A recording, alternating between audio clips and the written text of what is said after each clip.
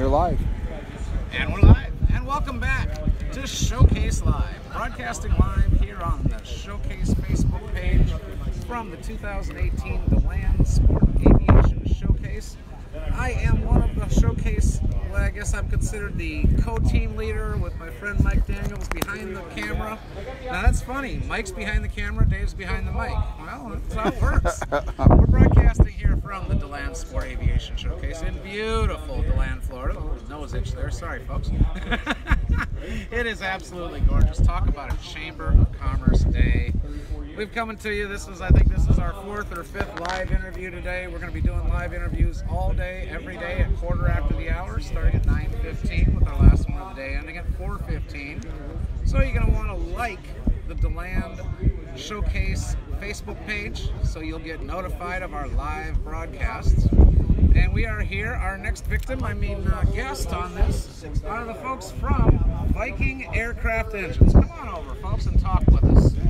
And the next contestant is, and of course this is Jan, and I'm sorry I didn't catch the last name. Janigan Fellner. Janigan Fellner, and you are, what's your position with Viking? I am a designer at Viking Aircraft Engines, and I run the company together with my girlfriend. And this is Alyssa, and I know it's Alyssa, and I remember in the email there was a last name there. Yeah, Daniel, yes, Daniel. Oh, are you in relation to Mike there? You know? No. There's an S on the end of Oh, mine. there's an S on the end of yours. Yeah. So you guys run the company. Now, Viking Aircraft Engines, obvious by the name of the company that you guys do aircraft engines, but tell me about the Viking Aircraft Engine. They're Honda converted engines. We also have a small Mitsubishi engine now, so we use engines that are, we're the only ones really that take very low time engines that are available throughout this country in salvage yards. We use engines with no damage that are 200-300 miles, maybe a couple thousand miles, 2-3 months old that ended up maybe coming to us through a salvage yard because someone was unlucky enough to get bumped in the back or in the side, but the engines are perfect. So we're using the absolute modern technology and able to convert that into an aircraft engine by adding a gearbox and a ECU, a wire harness, and some other mounting components. We don't use an old technology engine to build them up from scratch, as in VW or any of these other conversions. We use the absolute latest. Some people want to say about us that, oh, Viking uses old engines, which isn't, of course, true. We are actually the ones with the most modern engines. I think the last few engines we bought were 6 or 7 months old. They were 2018 models, and so we're really kind of psyched on that. And want to make sure that people understand that there's nothing used about it. You know, in aviation, used is kind of a common term. You buy a used like homing, buy a factory reman, which is a used engine. You overhaul your engine for the 5th time, it's a used engine. The only difference is Viking is super modern. That's what we do. And the advantage, of course, is you're getting the most up-to-date technology for the least amount of money, and that's how we're going to continue to promote aviation. Now, when you start talking about aircraft engines, most spec engines that are built ground up for aircraft they have double redundant systems. 2 mags, they have a lot of them, I call them two spark plugs. You have backup systems. How do you handle that kind of backup?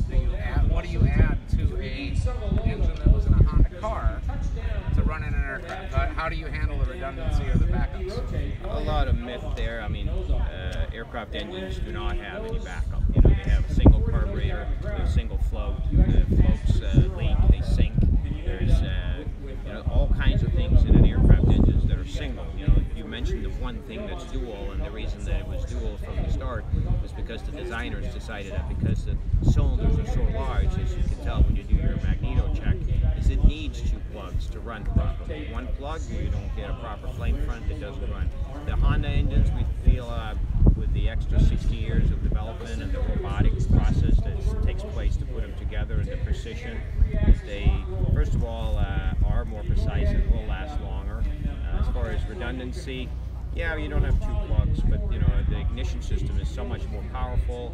It does in fact have 4 coils on it instead of just 1. So if you lose an 8th coil, which is the spark igniter, we don't even consider losing plugs in today's engine. So if you did lose a coil, you'd be a 3-cylinder engine. It's never happened in 30, 40 years of doing this, but if it happens, so you're asking the one question most people worry about, but it's the least important one, really. Okay, well then help me to understand what is important when you're taking an automobile engine. I'm looking over here. I believe you said these are the same engines. I'm seeing Honda on that intake here. This is the same model of engine, just turned around, facing each other. So you see Honda on that intake. The intake on the other side here. But my original question? Help me to understand what is important when you're using an automobile engine in an aircraft. Yeah, same as with a Lyco. I mean, the things that can fail and that you can easily back up on. Sure, you want to have a second fuel pump. You could run a dual battery, even though the engine can run just like a magneto-driven engine. It can run on its alternator by itself. We run a primary battery, a backup battery, and an alternator. The other thing that's critical is, because the engine is electrically dependent, that's the only thing that's, it has to have electricity, even for the alternator, from the battery, from the backup battery. Make sure it's got good wiring. You can't really skimp on using automotive wiring. We use tough cell wiring. We use the most professional crimping tools. We make sure that there'll never be a failure in a pin that energizes the ECU or anything like that. So those things are critical. They're critical, but they can be dealt with good workmanship. Do good wiring. That's my number one thing. Just do really good wiring and have backups in your wiring systems. Okay, well let's step over here and look at this engine.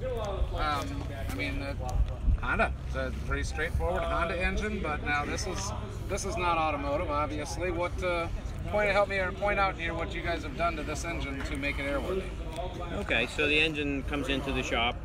We already know the history of it and the mileage and what car it came from and so forth. This is a high pressure pump for the direct injection. We're the only ones that offer aircraft engines with direct injection, which is important because it has all the advantages of no chance of detonation in the engine. You can use different kinds of fuel. It has instant starting, cold, hot, whatever, and it runs very smooth. And this is what we're looking at right here. These are the 4 coils I was talking about, one on each spark plug. Up front we have a real heavy-duty reduction drive gearbox, which we designed and have gears manufactured for and housings manufactured for it, and then assembled and tested at our facility. Other than that, it is a liquid-cooled engine, so we have a 4-pound pressure cap. We run a very low pressure system in the engine. And we have an intake manifold on the back side. You can see over here, quite unique to the Honda engine rather than other inline 4 engines, is that the exhaust manifold is integral to the cylinder head. So you end up with 4 into 1, where you only need 1 muffler right on the engine instead of a whole bunch of external piping that makes the undercowling hot and so forth and so on. And we also then, of course, add engine mounts to the engine so that it can be mounted in an airframe. And of course, Viking is a firewall forward distributor for a lot of different kit planes, so we offer them the cowling and the engine mounts and all that. As far as how we operate, we're very proud of, and Alyssa can say a little bit about that, about how we're always in contact with all of our customers, and our customer service is probably the one thing we're the most proud of, 24/7, and also our OEM dealerships that we do have. For instance, Power Shoot are gone to the point of saying that in 912 is not the engine of choice for them anymore. They're actually producing powered parachutes and selling them directly to customers using the Viking 138 engine. We've sold over 13 of them in the last couple of months. Wow. Yeah, that's a lot. In a couple of months. I mean, a year, an engine a month is a good sale record. We actually a couple of months with 13 engines. We're that's doing nice. a lot more than people realize, and I think this I could fill in a little bit about how is our relationship with Power Shoot and our customer service with them. Come over here, and actually, let's go ahead and walk over, and we'll see the other side of the engine as we're going, and maybe when we get done talking about that, Jan can point out some other stuff here on this engine. But so your customer service, you handle customer service for the company. Yeah, Tell us about it. I pretty much deal hands-on with a lot of our customers day in and day out. And I think the most important thing is now is we're reaching where we have about 500 customers and a customer base with a lot of following between our social media, our forum, and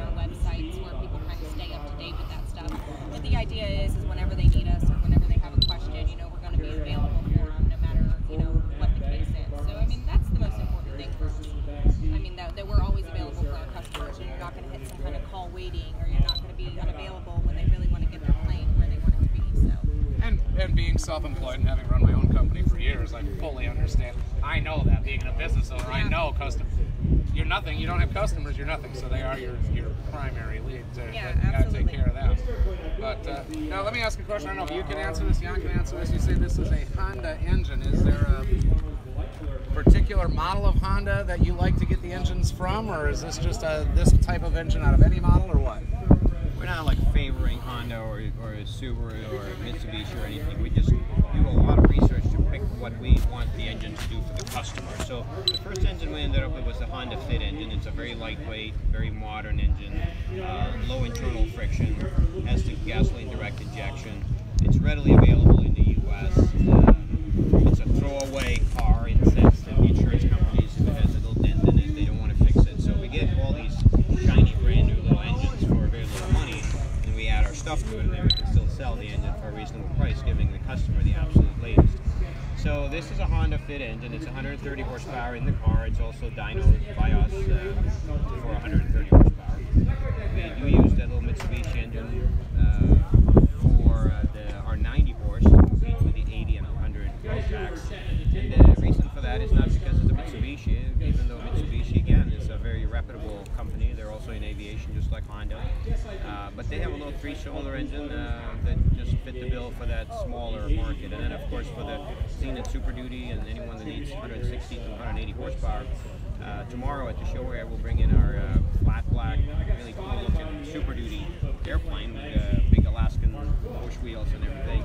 And that has the turbocharged Honda Accord 1.5 turbo. And that's, if anyone ever gets a chance to like look at the assembly of the Honda Accord engine, because they're built in the United States, in Ohio. If you look at a YouTube video of the assembly of the Honda Accord turbocharged engine in Ohio, you'll see some serious fancy equipment putting engines together.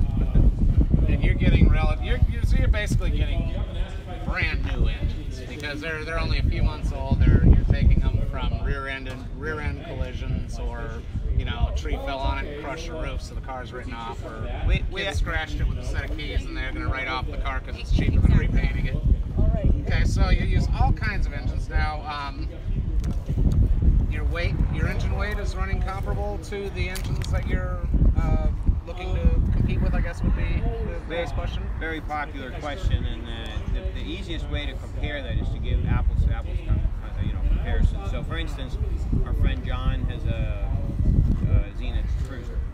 Flew it with an 0200, didn't have enough thrust, changed it with a Viking 130, had exactly the same weight, weight and balance, total weight, everything, and a tremendous increase in thrust because of the gearing of the 130. So the 130 is comparable to a 200 Continental. The 90 is comparable to the 914 Rotax, which means it's a little bit heavier than the 912, but it's also half the price, and it's not heavier by much. We're looking at 5-6 pounds. That's yes, every ounce counts, right. But when you're talking about what's an engine weigh, and you're going to add 5 or 6 pounds, you're not talking about that much weight for your engine. Right, exactly. Now the turbocharged engine, of course, is the heavier one in the bunch, but it's also 180 horsepower. So we do compete with the 206 horsepower that the Zenith has in their prototype. So all around, the engines they perform well. We've done a lot of work with the Zenith type of planes. I keep mentioning Zenith. We do also gyrocopters and we do other models and everything, but we do a lot with the Zenith builders and also we're friends with the factory and so forth and so on. And we have won every stall competition at Zenith. We have the fastest Zenith cruiser in the world. I mean, we max out the numbers in every which way. So as far as performance, dollar for dollar for performance, it's very, very good. Now, like I brought up customer service before, I also want to say that we do get a lot of calls from people that they come to us because we actually fly our own engines. We do our own firewall forward packages. We fly our engines to the shows. We do a lot of testing. We actually figure this stuff out. We're not just an engine sales man or woman. We do all of it. So that's important.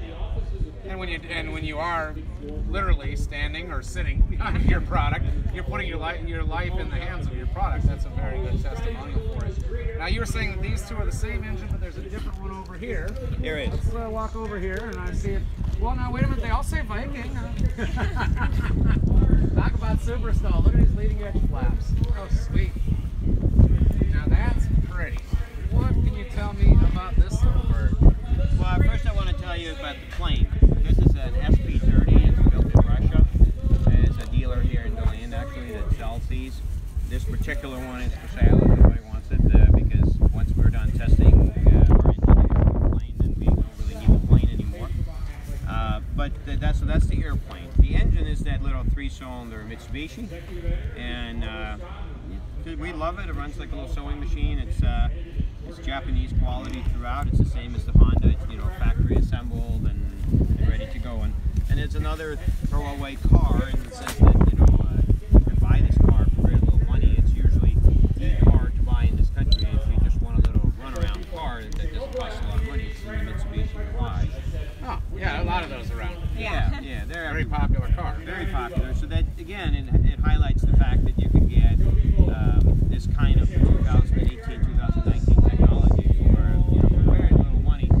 It doesn't equate to that it's any lesser quality. Anyone that starts thinking about, I have to spend $25,000 to get to feel like I got some quality, are completely not understanding the business.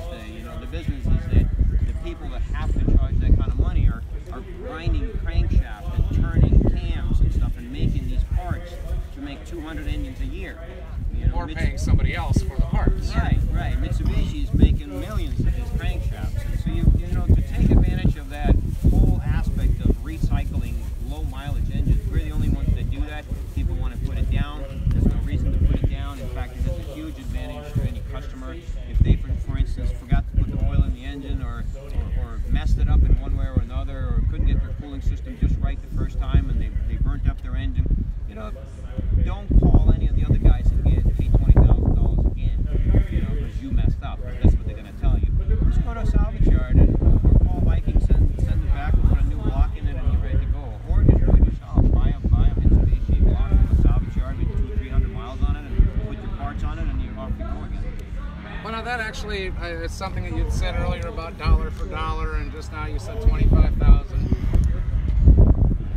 You're saying that your engines are, you've said that your engines are comparable to the one engine is a Lycoming, one engine is a Rotex. What about price? What am I going to pay? What am I going to pay for a Rotex versus what I pay for your engine? Alyssa probably knows more about that. Yeah, I mean, most importantly, we start in with like our 90 horsepower starts at, you know, basically $10,000, and on a lot of the models we offer full firewall forward, and if not, we'll work to make that firewall forward for you. So it's always available, but you're looking at $10,000 for this one. You're looking at $11,000 for our 130 horsepower, and obviously our bigger guys are a little more expensive. These are 17, but still, most of those all for the amount of power is half the price of any competitor out there. But you're not sacrificing the performance or the quality in any way. And these are, and again, we're not talking about experimental technology that, well, I'm going to drop 10,000 on an engine and hope that it lasts. I mean, these are proven engines. Exactly.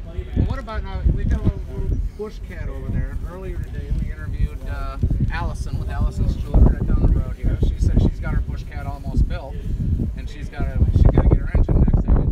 Reach out to Allison about getting an engine there. Well, that airplane could use this size engine. You know, the 130 has been around for many years. That's our bread and butter. You know, that's the one that goes in the car parachutes and all that. And in the Zeniths. The 90 is a new adventure. It's only 2 of these flying. There's 400 of the others flying. And total Viking sales since we started is in the 500-600. So there's a lot of engines out there, but this doesn't have a lot of firewall forward packages. We have it for the 701, we have it for the SP30, we have it now for the Batwalk down in South Africa, you know, we have certain packages that are worked out with this. But we, like for instance with her, we would then work with her to make an engine mount airframe. Now that being said, the 90 does have a frame that we bolt to the back where it will bolt right to our rope neck. So you're literally doing everything in your power to make your engine unbolt it and drop in, unbolt the original, the Lycoming or the Rotex, and Well, drop to in one of make your it engines. as usable as possible to as many people as possible. A guy owns an airplane and he's on a budget. He blows an engine. He can't afford 25 grand. He's going to come to you guys for a 10 to $17,000 $10,000 engine, yeah, drop it in. Now, this particular engine, obviously gearbox, Yep. is yours. What else, and like the other engines, the mounts, because I'm seeing a little add-on here, which let's get on this side where the camera is pointing. I can switch to the other side if you like. Well, we're just looking around here. We've got Well, like this I is was your saying cooling. before about the mounting, the black part here that you should see is the cradle. Okay, that bolts to the automotive engine to transform the engine into something that can be bolted to an airframe mount. It's actually similar to what the 912 Rotax has. In order to mount the Rotax from the back, they also have a weldment like this that bolts to the engine solidly through bolts and standoffs and studs and so forth. And then that makes the engine adaptable to be mounted to an engine mount to the airframe, which you see this part right here with the rubber shocks and everything. This engine's also available, like in this installation, it has a 3-gear gearbox. You can see an input gear, an idler gear, and an output gear. That's because in an aircraft like this with a tractor propeller, the propeller has to be up, you have to have ground clearance, and you have to be able to get a cowling on the engine. For a lot of installations, in fact, the first 5 90s that are leaving right now, none of them have this 3-gear gearbox. They have a 2-gear gearbox where the prop is further down here. And that's for the Bat Hawk, which has the engine up on the wing in the front. They don't need the propeller up like this. The powered parachutes, they don't need the propeller up like this. We're doing an S12 Rance. It's a pusher, it doesn't need the propeller. So the reason that we have a 2-gear gearbox and a 3-gear gearbox is, I explained why we have it here, but the 2-gear gearbox obviously is lighter. If you don't need to raise the propeller up, then you don't have to, and that will save the weight of the 3rd gear and the housing for the gearbox. Okay, So now we've got our gearbox. Yep. And now here I'm assuming this is cooling because I'm seeing a radiator cap here. That's it. We got a 4 PSI radiator cap, right? Yep, that's it. And that runs down, and your engine, your radiator is down low. That's right. Those can be mounted either on the belly. We have some that go across the bottom of the firewall. That all depends on the installation of the particular aircraft. Now, if my aircraft is set up for an air-cooled engine, but I want to use your engine, you have mods, STC mods that, or do you run factory aircraft STC mods, or do you run experimentals? It's only experimental aircraft, and then it's also store-bought aircraft, the LSA aircraft under the either powered parachute license, which they're exempt, they don't have to use a certified engine, and it's the same with the trikes, they don't have to use a certified engine. But we don't, the only time we do a certified aircraft like the Cessna 150 or something like that is if the aircraft is not operated in the U.S., where they have different rules in different countries. Other than that, in the U.S., it's an experimental or a powered parachute or a trike. Okay. Now, I'm going to take a step back just quickly because you said this airplane is for sale. It is. I could write you a check here to land and fly this aircraft out. Yes, we do. How much of a check are you going to have to write? Everything is negotiable. What are you asking? Let's start at $50,000. And it looks like it's a super stall with the leading flaps and stuff. It is an awesome airplane. It's a lot of solid rivets in it. It's built like a tank. It's nicely built. It has a great paint job. It's got the $4,000 Alaska wheels on it. Has a Duke carbon fiber propeller. It's a pretty cool airplane for somebody who wants something like this. Yeah, it's flying in and out of your backyard type of plane. Tough fun. All right. Well, we're going to get ready to go here. We're going to wrap this up, but Viking Aircraft Engines.com. That's it. Okay. And you're the customer service rep here. Tell people how to reach out to you. Well, again, you can go onto the website, and my contact information is directly there. But it's Alyssa at VikingAircraftEngines.com, or our phone number is 386-566-2616, and you can call us anytime. And the social media presence? We have Viking Aircraft Engines, obviously, on Facebook, and our personal pages as well. We also are pretty active on Zenith.aero and our own forum as well. All right. Well, so, folks, reporting live from exhibit space number 31 and 32, I believe it is. Or 21 and 31. I'm sorry, they're back to back. 21 and 31. Here at the DeLand Sport Aviation Showcase. DSAS18, if that's the hashtag world you want to follow. SportAviationShowcase.com. Or if Mike's nodding and shaking his head, I did something wrong here. We're going to wrap this up. We might be having an issue. We'll be back in a little bit. See ya.